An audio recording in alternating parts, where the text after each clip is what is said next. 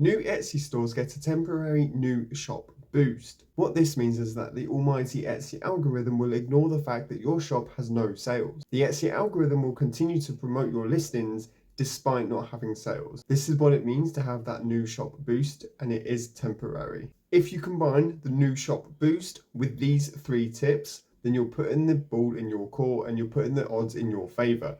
So hit that like button, hit that subscribe button, and let's get into tip number 1. So tip number 1 is using social media photos. Take your most popular Instagram photo that showcases your product. Use that as your listing photo and make sure that your Instagram social media handle is visible in that photo. This will help you increase followers whilst also increasing traffic. People are wired to pay attention to social media posts. This is because we spend hours a day scrolling through social media. So when we are looking through listings, posts that look like social media posts will naturally catch our attention. Another key advantage of doing this and why it's so important to have your Instagram handle visible is that people will go onto your Instagram store, they will go onto your page, and if you've got Instagram shop enabled, they will look on that shop as well. What this means is that they are more likely or as likely to buy from your Instagram shop, and that means you can avoid the Etsy transaction fees.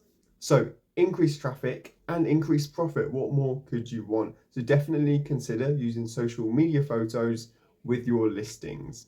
Tip number 2 is multiple payment options. In a study conducted by PayPal, it was said that 42% of the respondents agree that they have been influenced to purchase an item by the number of available payment options. This is because customers like having multiple options. Now, not too many options because then you get frozen with indecisiveness, but having more than one option has proved beneficial in this survey.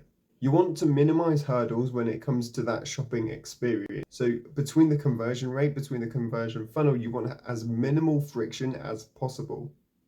What this means is that if you only have one payment option, let's say PayPal, and that customer gets to the add to cart, goes to complete the purchase, and they don't have a PayPal account, or they don't know their password, or they don't want to set one up, they're just going to abandon the cart and that's it. You've lost that customer.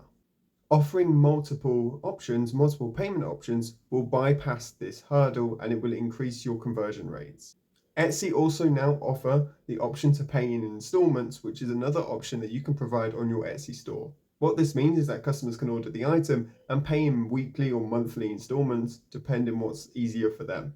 Definitely worth having on your store because, like I said, it minimizes the friction, gives them more options, and improves the customer satisfaction and just the customer experience as well. So definitely something to consider.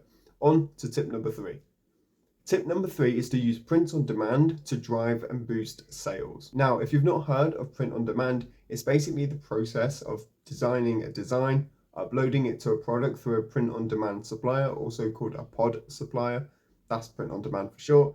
And then the print on demand supplier will upload your design, print it to the item, and send it out to the customer so you have minimal involvement. It's similar to dropshipping in the fact that you don't touch that product. You don't have any physical contact with the product. It's all dealt for you. You can link print-on-demand suppliers like Printify and Printful to your Etsy store. What this means is that you'll receive an order through Etsy and it will automatically filter through to the print-on-demand supplier. They will print your design onto the item and ship it off to the customer. Again, you will have no involvement. You will just get a bit of commission into your pocket, basically. That's as simple as that. If you want to learn more about print on demand and the t-shirt side hustle, do check out this video.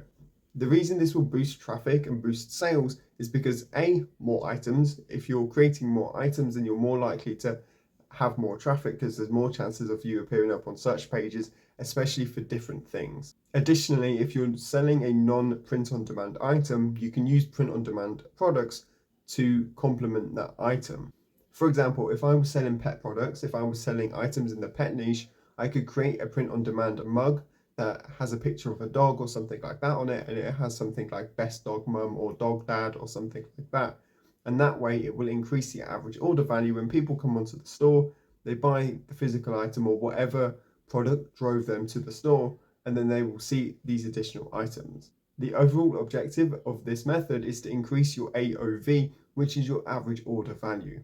That's it, folks. There's 3 tips to make sales in your first month. Now, if you're already making sales and you want to learn how to make $50,000 through optimizing your listings, then do check out this video. Thanks ever so much for watching. Hit that like button, hit that subscribe button, and I'll see you in the next one.